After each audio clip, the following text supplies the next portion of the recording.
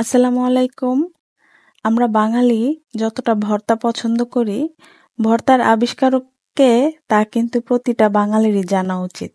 আপনারা কি জানেন? আমি কিন্তু জানি না। যদি জানেন তাহলে আমাকে কমেন্ট করে জানাবেন। এই চিংড়ি শুটকির ভর্তাটা বানানো যতটাই সহজ, খেতে ততটাই মজা।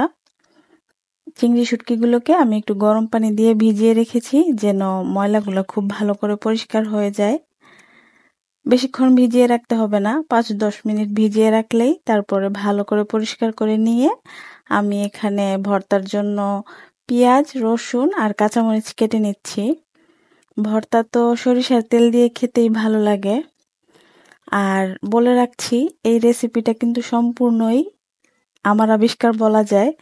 কারণ হচ্ছে আমি মাঝে মধ্যেই ভিডিওতে খাবার দাবার দেখে সেগুলো নিজে চেষ্টা করি আর ভিডিও আকারে আপনাদের মাঝে শেয়ার করি। কিন্তু এই রান্নাটা সম্পূর্ণই আমি আমার প্রসেস ফলো করেই রান্না করেছি। আমি নিজেই চেষ্টা করেছি যে কিভাবে করলে একটু ভালো হয়। তো এভাবেই ভর্তা করে দেখেছি যে খুবই ভালো লাগে। আর আমার যেহেতু শিলপাটা নেই, তো সেজন্য আমি একটু ফাঁকিবাজি টেকনিক অবলম্বন করি। এজন্যই আমি এই শুটকি, তারপরে হচ্ছে পেঁয়াজ, রসুন, কাঁচামরিচটাকে অল্প পরিমাণ সরিষার তেল দিয়ে ভালো করে ভেজে নেই। চুলার আঁচটা অবশ্যই একদম লো মিডিয়ামে রাখবেন, তাহলে দেখবেন সুন্দর ভাজা ভাজা হয়ে গেছে।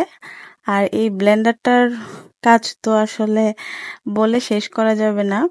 এই হ্যান্ড মিক্সার দিয়ে ভর্তাটা করলে একদম পাটায় বেটে ভর্তাটা যেমন হয় ঠিক তেমন হয়।